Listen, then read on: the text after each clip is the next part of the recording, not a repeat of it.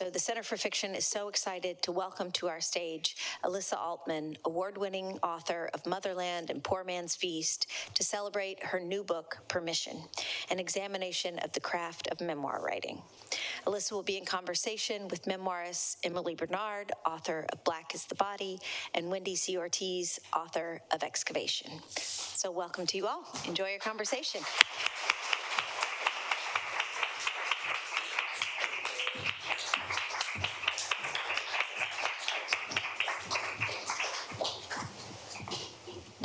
Hello, everyone. Hi.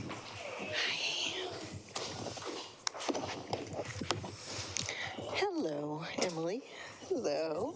Hello. I'm just going to start just by saying I am just so thrilled to be here with these two amazing writers and so honored to be at Center for Fiction and really grateful to all of you for having me here. And it's wonderful. And it's wonderful. So thank you. Thank you for writing this book, because I think you mentioned in the beginning of the book that this is like a really common question, like about permission, and I can second that as somebody who has taught writing. So thank you for writing this book, because this will help a lot of people. Thank you.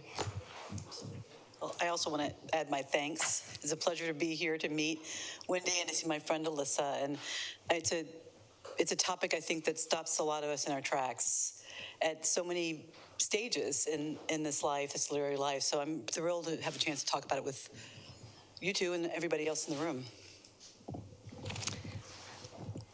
I don't know how many of you have heard the background to this book and what compelled me to write it, and I'll just give you a sort of a quick background.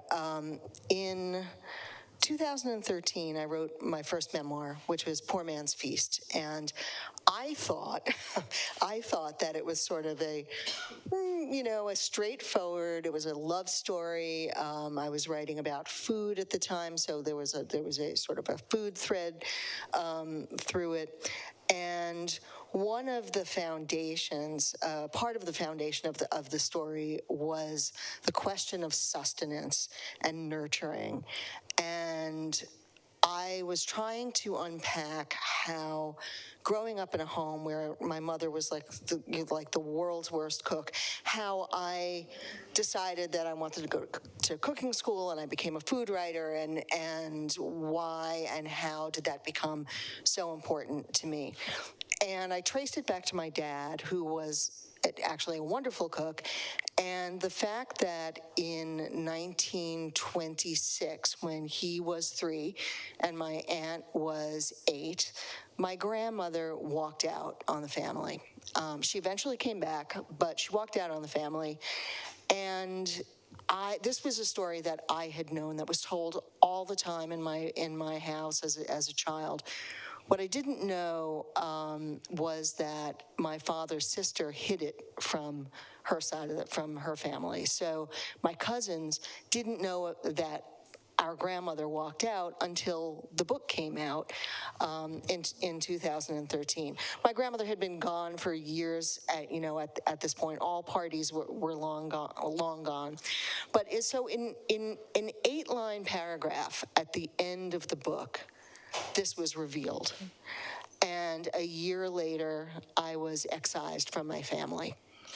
And, little by little, it took a few years before, we were talking about shame when we were in the green room, and what shame does, what it does to creativity. And it took me about 3 years to get to a place where I was able to write about it and to talk about it and to talk about shame and to talk about creativity and the stories that we carry that are ours as storytellers. We are we are the art-making species. We are the storytelling species. That is what we do.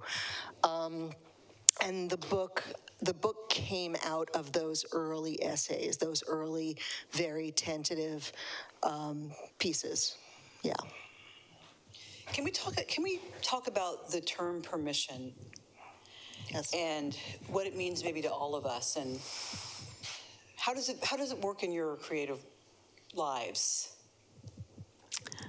You know, for me, permission is not something that I have sought.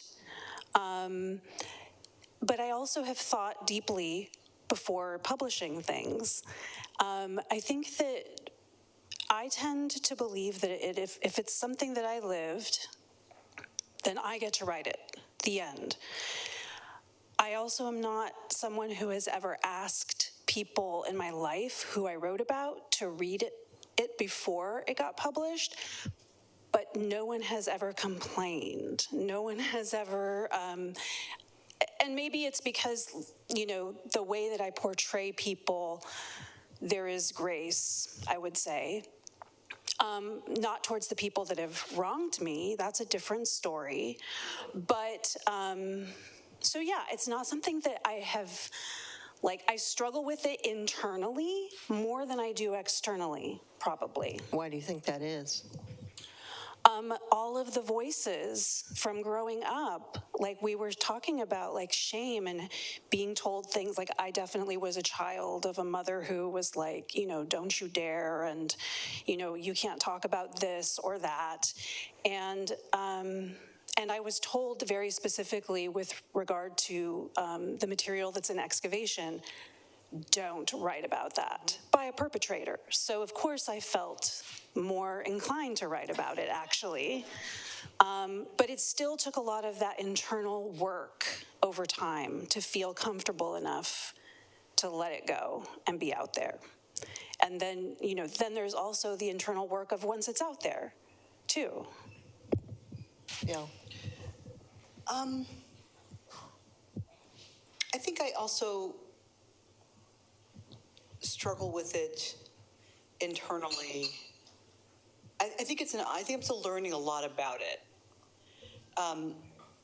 My father was my censor. I don't think he never signed up for the role, but I put him there, and it was sort of this implicit, I think, understanding that writing family stories was not why he thought I should, you know, that was not my purpose.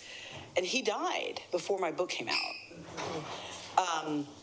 And I actually went to see him to invite him not to read the book, because I knew that even anything I would write that began with the letter I, he would not be happy with for a lot of reasons. So I thought maybe it would be a thing we could agree that he wouldn't read it. But so I never actually, in a strange way, I wish we'd had the opportunity to, how did it affect, was it liberating for you to say to that perpetrator, no, I'm going to write about it? Well, I lied at the time as a child, and I said that no, of course I was. And that's the little excerpt that I have in my book to read. But it's the implicit stuff from family. It's like that's the part that's working on me on the inside. And I can't say that I have like a good answer, or maybe it's an evolving answer still, like how I manage continuing to write memoir. Because even some of the stories that you think are not like shame-worthy can still be really hard to put out there.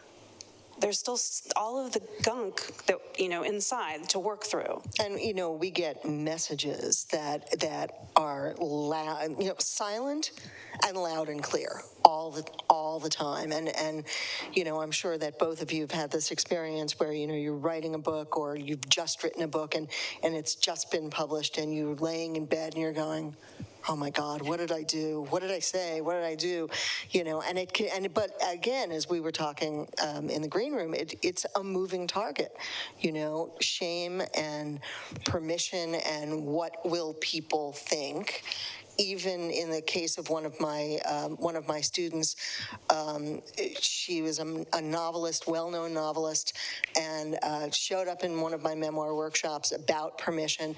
And at the end of the workshop, I said, "So, are you thinking about stepping out of genre? What are you doing?" And she said, "Oh, I couldn't do it." And I said, "You know, where is everybody?" She's a few years older than I am. And she said, "Oh, they've been dead for 150 years."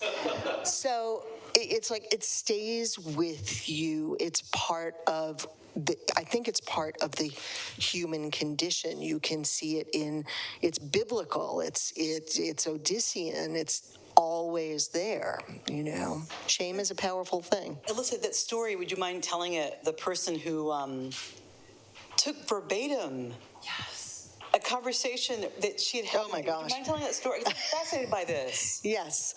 So back in the early days of AOL Messenger,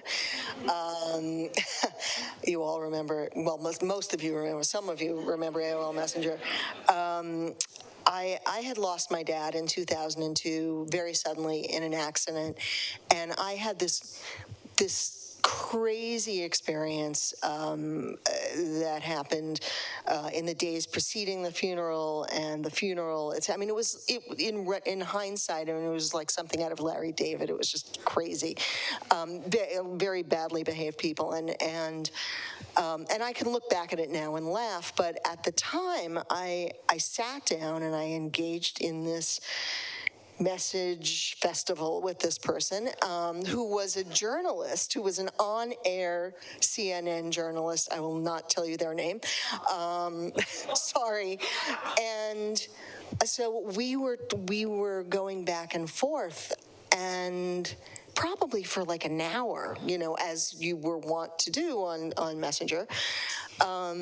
And a year later, she had turned 50, and she decided that she was going to write a book. And so she writes the book and sends me a copy, and I open up, and there is, in its entirety, a cut and paste of our entire conversation verbatim.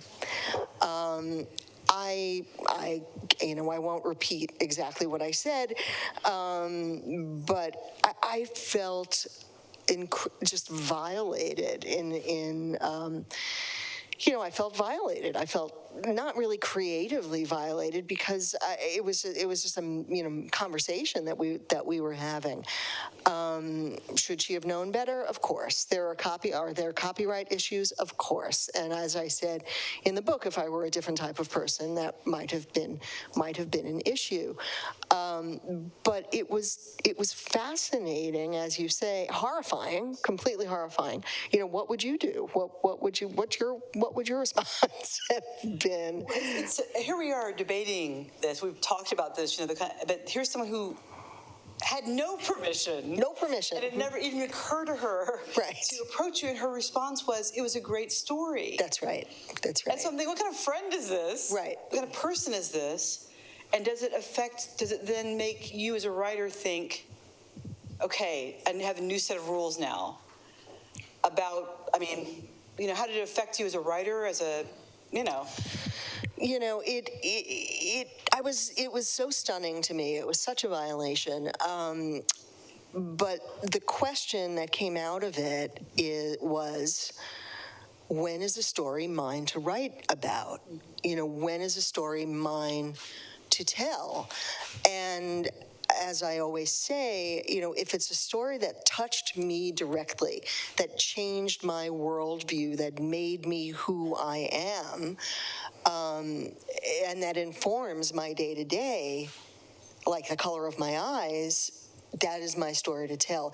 If it is just a good story that happened to someone else, and I'm sort of looking at it from afar, that's not my story to tell. And those are my ground rules, right? I have had a situation where another writer who had been a friend took some, it wasn't verbatim necessarily, but it was a situation where she took things that I had said and created a character that was very similar to me, and then put it in a story. And she did send it to me first and said, you're either going to love this or you're going to hate this. And I read a little bit of it before it became a book. There was a story, and I immediately thought, I can't, this is not someone who now I don't feel safe around this person now, because they used some words and things from my own experience, something that I had said in confidence, which made me think like, oh, you know, I'm friends with a lot of fiction writers. Now I'm scared of like what I'm saying to people. But I was also very young when I said these things to her. So the way that I've sort of decided to deal with it is to strangely maybe have some humor about it, because there's nothing I can do. The book is in the world. And so when people have asked me about it, I will sometimes say, she's obsessed with me. I don't know why I must appear in her book. And that's how, you know, like I'm telling you now, and I'm telling the internet, I guess, too, that I actually do have feelings about it. I don't feel like that was her story to tell. Right. Even fictionalized. Even fictionalized. And yet, I understand it happens every day. And what I was going to do with it was turn it into something humorous. Humor is always a good thing, you know. It's like the great sort of pressure release. But I mean, I think I used to, in Black's a Body, I wrote quite a bit about my daughters, who at the time were very small. You know, I wrote about them in ways I would not write about them. Now they're 19, you know. And that, I mean, that's respecting who as young adults, and they've been really tolerant of me, you know. I heard them say, happily, there's another mom and their cohort of friends, and so the two daughters, my one daughter was complaining, they were like, how did your mother write about you? I thought, okay, I'm glad she has someone to talk to about it. But I heard my daughter say, you know, I could always tell her not to, and I liked that she felt, you know. And I wrote about her, a piece, she was 13, I was writing about her being this obnoxious 13-year-old. And I read it to her first, because you know, if you can make a teenager laugh, you're doing pretty good. So that's purely just to see how the jokes were landing. And she was laughing, and then she realized it was about her. So then she said, you know, I just don't want you to, and I told her, I said, look, actually, in this moment in the piece, I'm the jerk. You're being age appropriate. I'm the one who's overreacting, you know, making this very dramatic. So, and she said, I see the point of this. And explaining it to her, it wasn't about, you know, winning an argument. We weren't arguing, but I really just wanted to know who I was and how I thought about things, you know, and why I did it. And she said, well, I don't want you to read that part aloud. I said, that's fair. And, you know, but I also took the kind of implicit point, note to mom, you know, not so cute anymore. And you know, my relationships with them are very important to me, and I want those relationships to survive. But those are the only two people who could tell me, I think, not to write something for the sake of the relationship. I don't know that I have other. I don't know. I mean, have you ever been given that ultimatum by someone? So yeah, I'd like to hear how you've handled that. So the book that came out before permission was called Motherland, and that was a memoir about my relationship with my mom, which has been, the only way I can describe it is complicated, emotionally estranged. If she were in this room right now, she would come up on the stage and take the microphone out of my hand and sing, most likely. And you know, we had a very, very complicated relationship, not really at all good. And I put geographical distance between us. I left New York and I moved to Connecticut to be with my wife. And then my mother had an accident that required my pretty much constant presence and decision making and advocacy and interference and all of those things. And I realized that I had to write about it and her. And myself, and the thing that I had to remember was that great Vivian Gornick quote: for the drama to deepen, we need to see the loneliness of the monster and the cunning of the innocent. And that's like in big, cap. If I could get a tattoo of that, I would. But I also I'm very careful when I'm writing memoir about a relationship with someone else, that, if they're not going to come off, smelling like a rose, neither am I. I mean, humanity, no one is perfect. No one is perfect, and the goal at the end of that memoir was to reach a place of understanding and compassion, and where I might not have had it going in, and, luckily that did happen. My mother also has narcissistic personality disorder, which, when you're writing a memoir about someone with NPD and you say, is it okay if I write a memoir about us? The answer is going to be yes, and that's exactly what happened. If she had said no, that's something that I have wondered and picked apart. I'm not sure if I would have written it. One of the questions that I would often get after Excavation came out was, what did your mother think of this?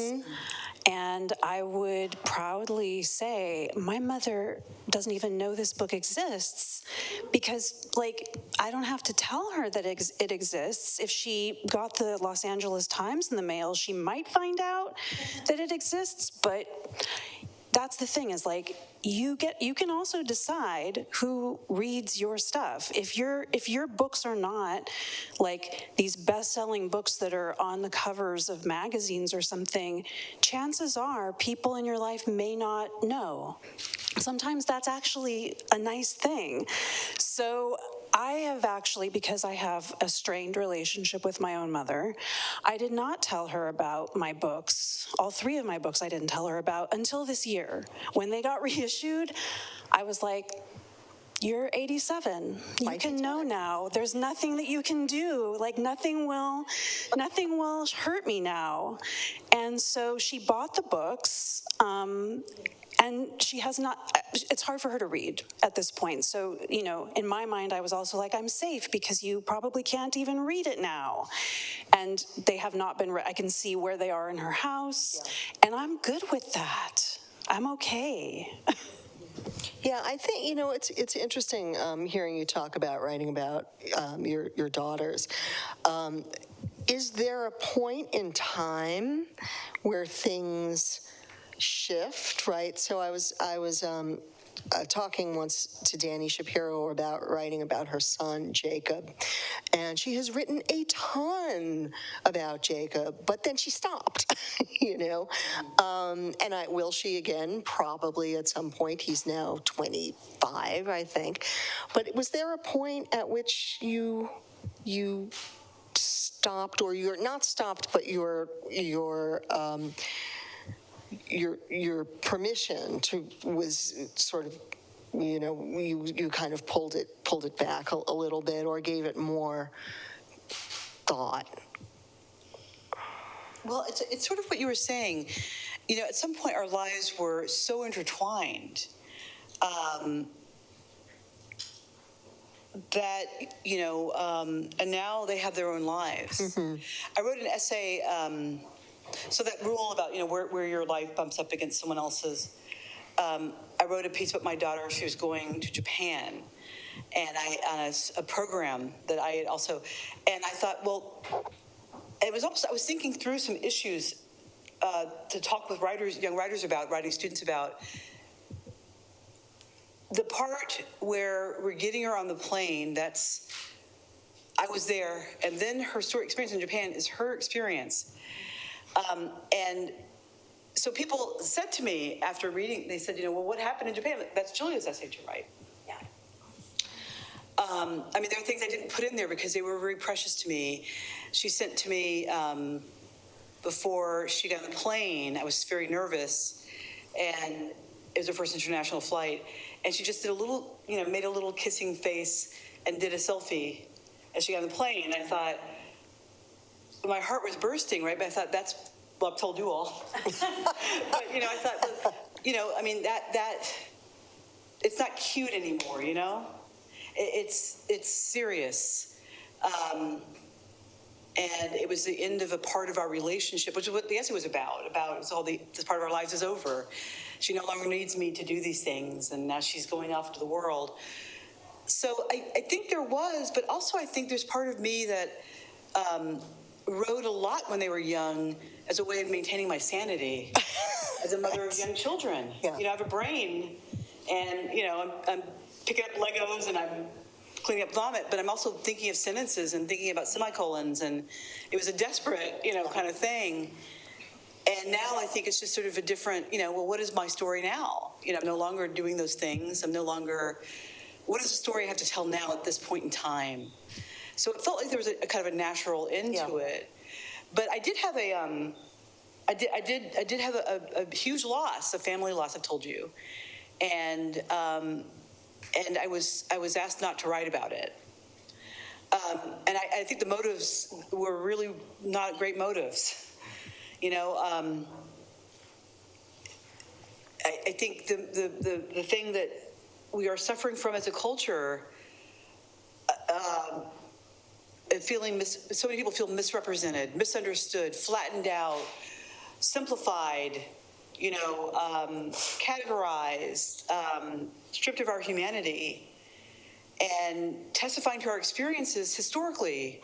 This is a way we humanize ourselves, you know, and learn about ourselves and each other.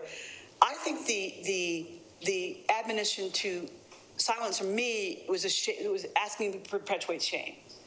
But it's not my business to relieve, you know, it's not my place, right? So that as a human being, I think we should try to liberate one another. You know, we do it as writers. You know, we do it as writers. We make mistakes. We help each other keep moving forward, because the ambition, of course, is to understand our humanity, our full humanity. All of us. I don't think silence is the avenue, but I'm one person with one set of beliefs. And so the question of when, that is a larger question, I guess. Right? It's not our job to come on a horse and say, everybody now speak your pain. Some people aren't ready. Some people don't want to. Some people would rather forget or deny. Who am I to tell them that they must speak? You know, some people can choose to, you know. So I'm wrestling with these larger philosophical questions. I don't like being told to shut up, you know, but I have a lot of other things I can write about. You know, so I don't want the reason I would write to be because I won't be shut up. I mean, right. You know, so I think that these we have to be able to tease out these our own motivations so that we can look ourselves in the face. Right. That's right. And I you know, in the book, I talk about motivation and intention, you know, and as two things that you have to define for yourself. You have to ask yourself, you know, what is my motivation for wanting to write fill in the blank, and what is my intention? What is my intention and my intent behind releasing a particular story.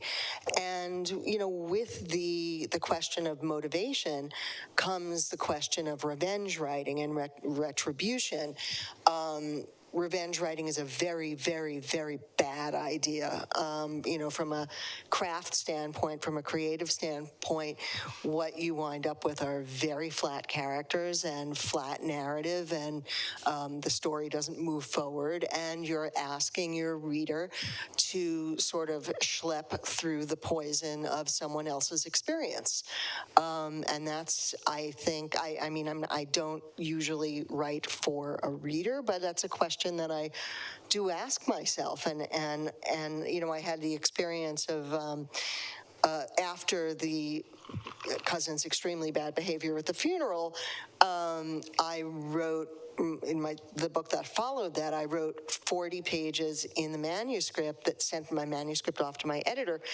And she said, very nice, but, you know, they're gone. And now that you've gotten that out of your system, that, you know, it doesn't do anything for the story. It doesn't move the story. It doesn't move the story forward. What is your motivation for telling that, you know? Can I just share a sentence that you wrote that is really important, that I think a lot of writers want and need to hear? Every writer is a subversive, whether we believe ourselves to be or not. And later, every artist who creates something from nothing is, in the doing, a truth teller.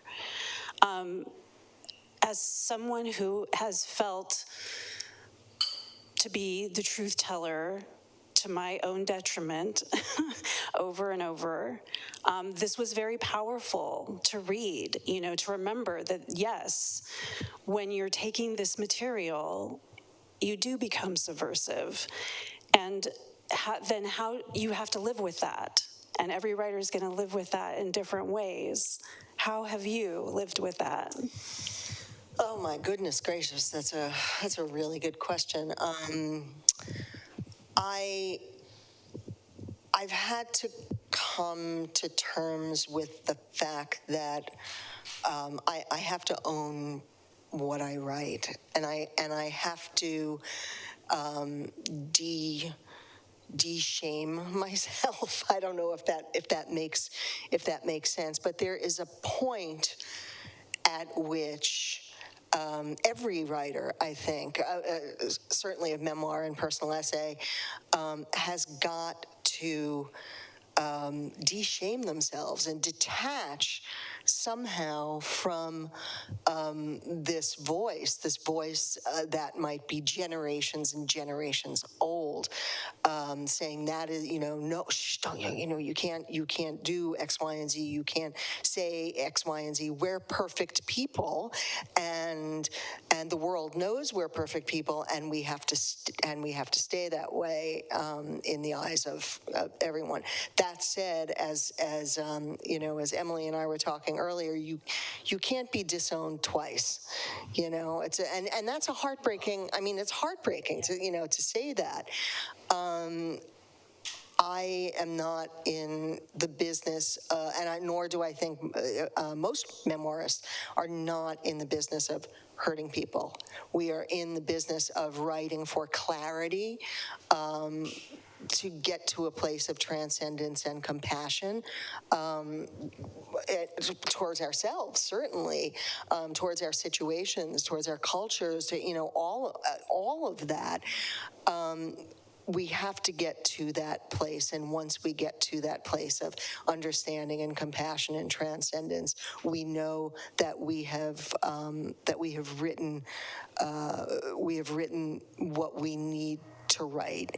I go every single time, and I'm sure that you both have had this experience, when I am finishing a book or I have finished a book, and there is something in it that I have spoken or I've written, I go through a period of grief. I go through a period of my wife is in the audience, and she'll, and it's really hard. It's really complicated. And it's taken me 4 books to be able to identify that's what's happening. And so when Permission came out in March, and I was immediately going out on tour and talking to groups of students and non-students, I could feel myself kind of like, oh, did I say the right thing? Did I say the wrong thing? Who am I? And again, I'm still asking myself that, and I don't think that's ever going to change,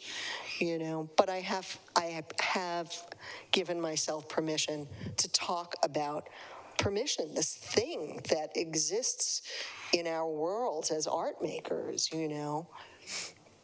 don't know, did that make, yeah.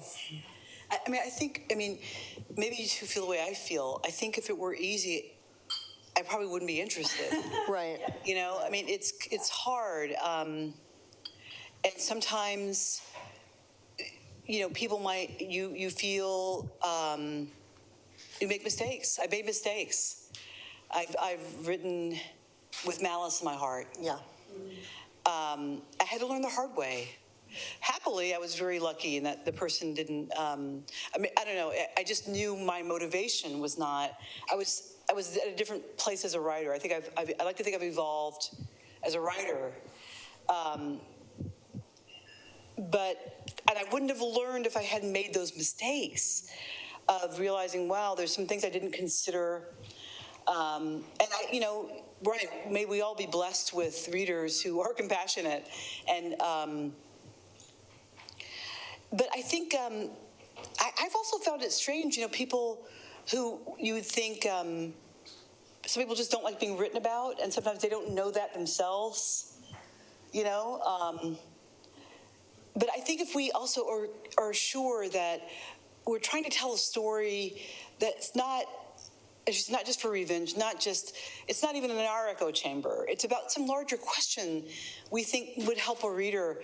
And I also, whenever I get stopped and think, was there a safer way to do this? I think about the books that have literally saved my life. Yes. And they cost those writers something. Yeah. Right. And often your heart breaks for them in a secondary way because you'll meet the writer and say, your book saved me. My mother's no longer speaking to me. Or I wasn't invited to this thing. And you think, wow, did I participate in this person's, alienation from their family? But you say, thank you for having the courage. And I'm sorry it cost you. But you want the person to know you also gave me something. And it's a balance and a dance, and there's no easy answer. Yeah, it is a moving target, and there is no black and white. It's not whether we write about this or we don't write about. It's never binary. It's never you're right or you're wrong. What might be right for me might not be right for you, based on where you are as a writer, as you were saying, where you are as a writer, your particular situation. It may take you longer to get there. You may write it and put it in a drawer and never want to publish it. But I think that it takes, memoir is a scary bit of business. It is a scary bit of business because we are all trying to get to a place of truth and clarity and understanding, right? And also, I wrote a piece after my book came out about, I went to California and I was giving a reading. And there was a person who was very mad at me because of what I'd written. I didn't know him at all, but he really didn't like, what the person he encountered on the page. And I'm glad that it happened before that, because it's really sometimes stunning, when you, I don't know, if you were cooking something and someone called you out of the kitchen just to say, I don't like you. Right. Well, I'm sorry you didn't like the bouillabaisse, but you don't really know me. Right. But so I wasn't, it was not pleasant. But yeah, letting that go, letting it try to keep it out of your, say, okay, you're having an emotional reaction to something I've written, but that's yours. I'm not taking it home with me. And that's often very interesting. And so often it's because the person themselves is afraid to do something. We've all been in that situation. I was saying, backstage that I've been in positions where I felt triggered by somebody's art. And I've learned to, as I get older, learned to say, wow, this is interesting what it's calling upon in me. There's a new biography of R. Crumb that's out. Mm-hmm. And it's really challenging me. It's a really excellent biography of somebody, I have visceral responses to. And I can say now at this moment in life, for a lot of reasons, that I could be interested in that. Say, well, what does that say about me and why I'm reacting this way? Is there another way of looking at it? I feel like it's what I owe, because I'm asking my reader to do the same. Right. So I owe that too, to try to think about things more broadly. Yeah.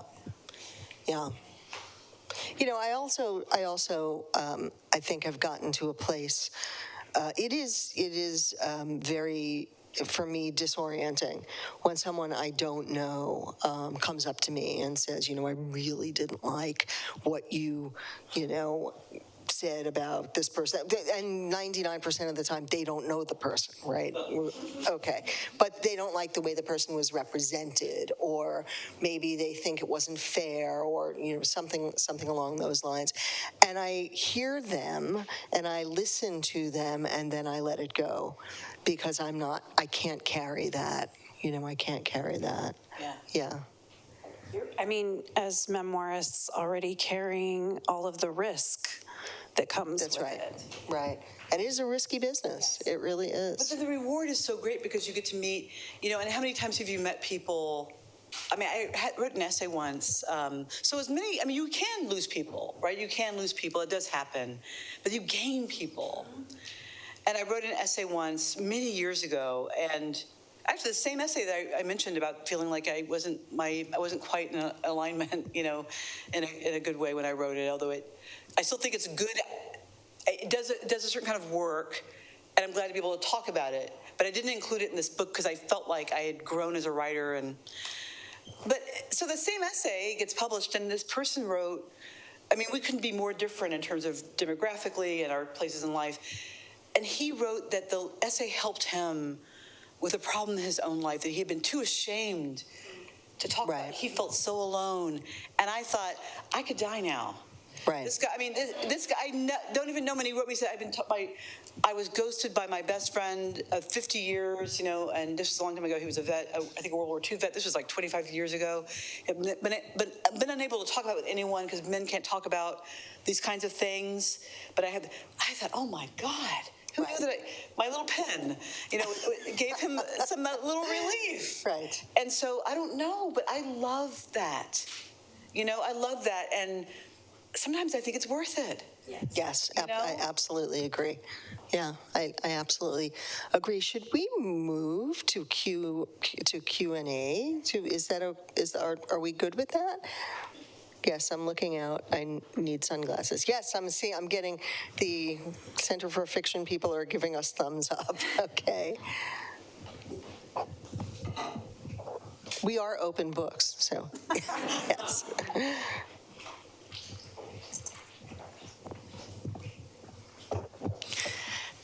I'm really nervous now that I'm holding a microphone. Thank you so much. This has been really special to hear y'all talk to each other about this. And I'm curious, I think when writing about people and situations that have hurt you, I find that sometimes I can kind of err too far into compassion for other people and kind of fall off that cliff of relativism, where it's really easy to kind of lose your own story and perspective within this huge cloud of so many different experiences. And so I'm curious from kind of the larger question, but also just from a craft perspective, how you go about finding your specific kind of through line in that, and how you kind of keep track of that thread as you're forming a narrative.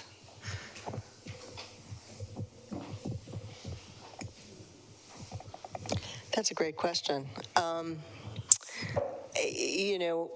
When I think about through lines, I mean, I should say that I have had the experience twice now where the book that I began writing was not the book that I ended up with. Very often through lines emerge of their own accord, and there's a point, certainly in my experience, where a story will take on a life of its own. I also do an enormous amount of drafting.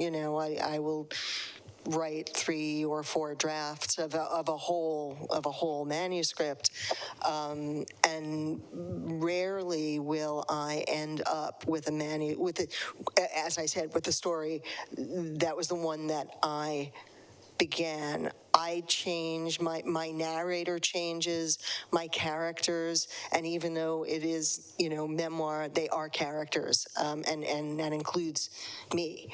My narrator is a character. And I think it's a function of context and distance, and being able to sort of pull back and see the story unfolding in front of me, and letting go of the reins. And in that way, I can usually by the third or fourth draft, if I'm writing about someone in particular, I will say to myself, am I being too easy on this character as opposed to this person, but this character? And sometimes the answer is yes, and sometimes the answer is no, but it's really, really important for me to think of the people who inhabit my books as characters and myself as a character. That context helps tremendously. Does that, yeah. I think I've gotten the feedback before because Excavation is a narrative of sexual abuse. Sometimes readers have wished that I was much harder on the perpetrator. But it was really important for me to show the humanity of this person that I experienced also, that this person wasn't all good or all bad, right? So I have to balance out what was appealing to me and who I saw as a person who, this was a cheerleader of my writing. This was a person who cared about social justice. This, very complicated person. And I love getting into the complexities of people as characters in my story, and myself included. So to me, it's like going deeper into all the complexities sometimes can clarify, how easy or how hard I might be on any particular person, whether they deserve it or not or something. But that's, to me, also where the fun is, right? Like getting into that nitty-gritty stuff. I agree. I think, some of the thing is maybe I always think about myself as an essayist, and maybe it's a cop-out now because it's a shorter journey. And I like to surprise myself, And I often have the experience, I'll start writing really mad, and they'll be laughing usually, at the end of it. And it's like, okay, well, that's where I needed to end up, as you were saying, you end up in a different place, even the energy. I tend, as a person and as a writer, I guess I like the wondering part of things. But I also like writers who do write with rage sometimes, when it's a controlled kind of rage. Anybody read Katha Pollitz's great essay, Learning to Drive? And she wrote it, I can't remember how many years ago. And it's just, the topic is, a woman scorned, that she's writing from that perspective with so much glee. And it's also so wonderfully human in some moments, but, she was she's left by her long-term partner.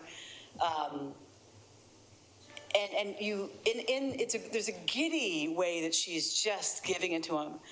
But then when we get to see her in these quiet moments when she's not on a platform and she's being a human, we really feel, we understand.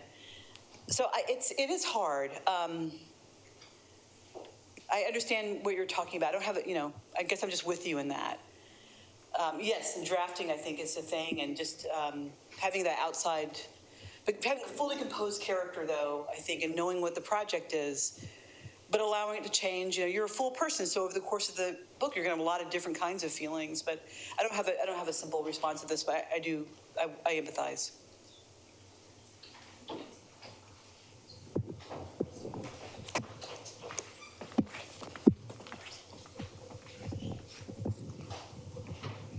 Thank you so much for sharing yourselves with us always as writers. I wondered what the role of therapy has been in terms of giving you that perspective and creating that distance and understanding. I'm just really curious about your journey and how that has impacted your work. I'm a therapist as well. And actually, it wasn't until I was in therapy as a 23-year-old that I understood, therapy helped me realize that the experience I had was actually a very bad experience. Because up until then, I was like, I'm just living my life, and I think I'm in therapy to talk about this other thing. But wait a second, there's this whole other big thing that happened back here. So tons of processing in therapy. You know, I saw that therapist for like 10 or 11 years. Very important to help me, again, just kind of like see the big picture of the story. And also just because I write every day, it's like I'm constantly processing the stuff, right? So, and I can't say I'm done processing it.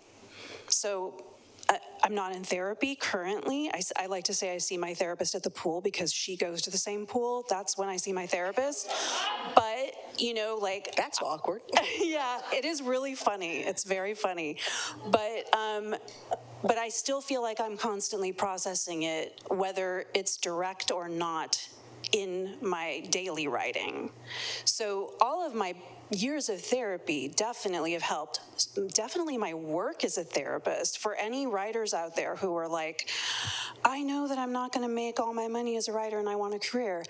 If you are inclined to become a therapist, it is really amazing. You are listening to stories every day.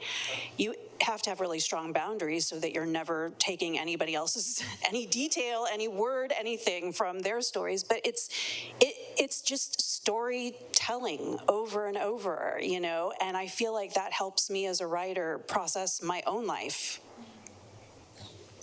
Yeah, I mean, I can make a lot of jokes about therapy and you know, as a neurotic New Yorker. But I, you know, was in a similar situation. You know, I've written sections of actually 2 books that there's no way I would have had the perspective and the distance and the understanding of who that narrator was at that time in the narrator's life without the therapy, you know.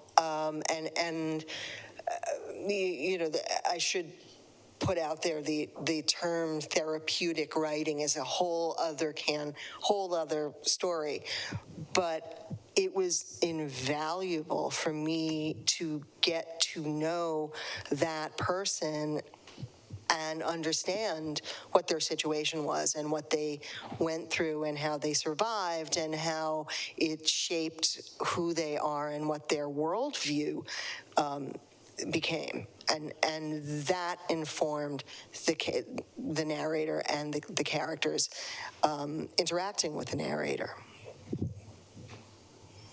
Yeah, I agree. I mean, I don't know where I would be without my therapist. I wouldn't be the writer I am, I guess. However, and I think you know, it's all of a piece. I mean, writing is a way that we understand the world, you know, way we process the world. And therapy obviously is another gives us more. You know, I sometimes look back on some of the writing I did, and I think, wow, I didn't even see the malady I was really suffering from when I wrote that. I wonder if anybody can say, oh boy, she really needs to get back, you know. I mean, you know, it's really funny thinking, wow, I really did not know what I was actually writing about. So, and that definitely comes after some therapy, some self-awareness. So, you know, there's that writer self that is growing and stumbling and learning, and then there's the human being, you know, who's growing, and those people intersect. But yeah, I don't know where I'd be without either practice, you know, the writing and the. But I do think it is. You know, sometimes, you know, you read and write to experience pain. But that's also why we go into therapy too, right? We have to face it down. But sometimes you want to feel the exquisite pain of reading something or writing, you know, touching on the nerve of something that's so hard, and letting the reader feel something, because, you know, we're so, in this culture, we're not encouraged to have authentic feelings. And so many of us don't know how to process them. God knows I'm still learning to regulate my own emotions. And, you know, so I think that it's really important, but I also must remember all the time when I'm teaching writing that I'm not a therapist. And, you know, the worst thing is to suggest to somebody that, in this workshop, we're going to help you heal this thing. I can help you create a shape to that trauma. I can help you. We can find some beautiful colors to illuminate it, to make it. But I don't have the tools. I'm not trained to help resolve it. But we can help you name it, put it in an interesting container, something beautiful. But I would never, ever, because I'm not trained, take it further than that. You know what I mean? Yeah. And I made that mistake before, Think that writing itself could heal someone, but no, a therapist is the one with the tools. That's right. Yeah.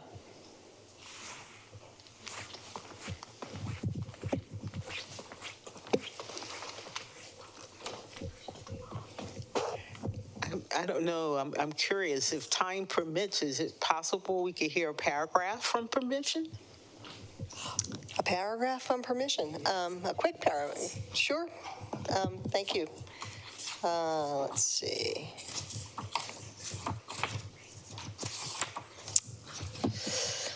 I did not know, this is from the introduction, which is called There Was a Secret. I did not know that it was a secret, and this not knowing changed my world, tilted it on its axis, spun it like a top. It broke my life and broke my health, and it broke my spirit. It threatened my marriage. I began to stutter the way I had as a child. It altered my creative course, took my humor, rendered me silent for almost a decade. It left me sleepless and afraid. It inflated my ego and then burnt it to ash. It unraveled my understanding of love and tribe and the meaning of grace. Toward the end, when I could no longer do the things that breathe air and light into my days, I couldn't write or work. I couldn't play guitar. I couldn't feed or support myself or the woman I love. I couldn't care for my health or my spirit, and I came close enough to the edge to peer over it. The non-secret secret saved me. I'll stop there. Thank you. And we're going to do one more from the audience and then one on Zoom, or on YouTube, rather. Hi.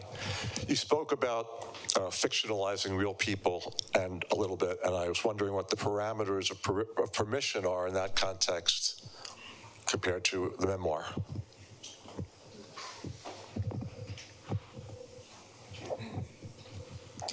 Well, I was talking about somebody fictionalizing something that I had told her. And since I don't think of myself as a fiction writer, I feel like I have ideas about what parameters are, they may be more aligned with hopes than parameters, having gone through the experience of seeing myself in writing that way.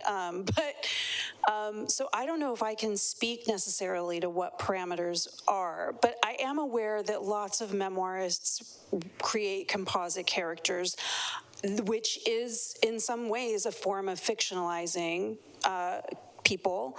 I personally have never been able to. It's just something that I can't make myself do. I want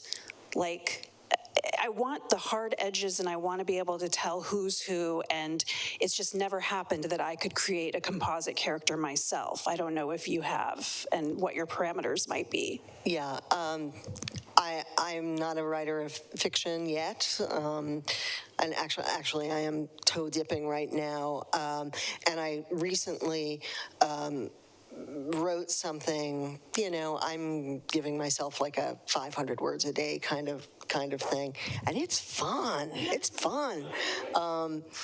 But there is a character who appears on the second page, and I know exactly who she is, and I know exactly how she speaks, because she is the person who excised me out of the family, and I was like, this is not going to work. This is not going to work. In memoir, I want to say in my first memoir, I did create a composite character, and the parameters, I think it's kind of hard to get my arms around describing or explaining who they became two of three people in my family, and I think I did it as a way to try and protect one of them. Yeah, and of course, if you do something like that, you have to announce it. you have to announce it on the page, on the copyright page. There are, I think, hard and fast from where I sit, hard and fast rules about that. I have changed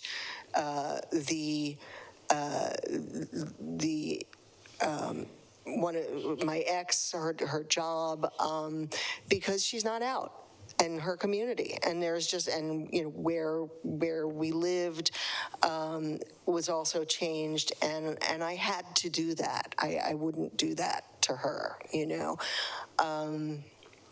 and that's clear. That was clear to me. She was intrinsic to the story. Yeah. I know memoirists, we probably know, who have created composite characters, and it doesn't. I mean, I'm cool with it, but their readers are not. Right. So we probably know. And I was thinking, as we're so what do we look for? I feel, what is my contract with the reader? A lot of times in the essays that I write, it's not necessarily the person, right? Again, it's a shorter journey, so it's often the message they have, that or the circumstance. That's interesting to me. That's why I brought it up. Not necessarily the person, but that the thing they carried with them.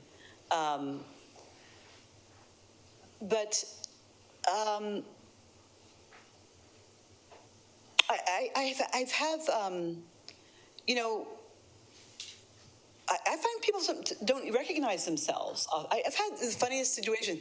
I will write about something someone did that's not really very nice, and that person sometimes will say, "I can't believe that person said that to you." And you're like, "You said it to me." But I don't say it. It's just too beautiful. They don't really see it. So it's so funny. And, I'm sure I've said things I was like, I would never say that you said it the other day. So, it's kind of interesting. And I don't want to break the dream. I don't want to break up the dream. I love the way you see yourself, that you would not say that. And we can both agree that the person who said that sucked. So now, so the thing still did its work, we agree. So, you know what I'm saying? So but I had an essay about adopting my daughters, and I really wanted to punish the adoption agent. You did a very beautiful, elegant job in that. I had to go back and read it twice because I was like, wait a minute, she's being really nice about what sounds like a really intense experience. Well, yeah. I appreciate both saying that very much. Well, that's because of the lawyer. Always comes down to the lawyer. And said, okay, you might be right. You want to spend X amount of money, and you want to be right in court for 10 years because it is up to you. And I finally had to eat my little humble pie. And he said, well, I'm going to use this language to protect you from yourself and your little self-righteous, because that was the choice in the end. I was very mad. But it wasn't I wasn't doing like a public good, she was had been punished, whatever. That was just my ego kind of that wanted to be satisfied. But also, to say that this person had done this, also it was kind of a great character, I thought, like this little villain that was real. And I kept waiting for her to kind of, but I never heard from her. I mean, that's the kind of thing you were saying, Elissa says in her book. Sometimes we're like, I'm going to be vilified, and no one even knows you wrote a book. Right, that's right. And so, that's right. We can exaggerate our own, Right. It's fascinating in that way. But again, I never did hear from her. And I always like to think that if that person were to say to me, hey, you wrote this about me, that I could look at them in the face, I did write that about you, you're absolutely correct, and deal with whatever the results were. You know what I'm saying? Deal with whatever it is, because no one's going to say thank you for exposing that really shitty thing I did. Right. It's not going to, as you say in your book, it's not going to heal. And I've had the experience with writers in that way. I think sometimes writers think it's going to heal things if I tell the truth. And we know this from our own lives, not necessarily. So you have to be committed to what you're doing, regardless. Right. This is what we learn as humans. Right. What's the saying? Nobody ever says, "Yay, there's a memoirist in the family." Right. Yeah. Nobody ever says that. Yeah. Right. Very true. Right.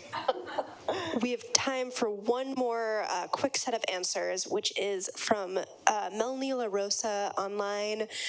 Curious about everyone's thoughts on combining genre and memoir, such as writing a memoir as a comedy or horror. Does that compromise the memoirness because it might exaggerate some aspects? What an interesting question. Yeah.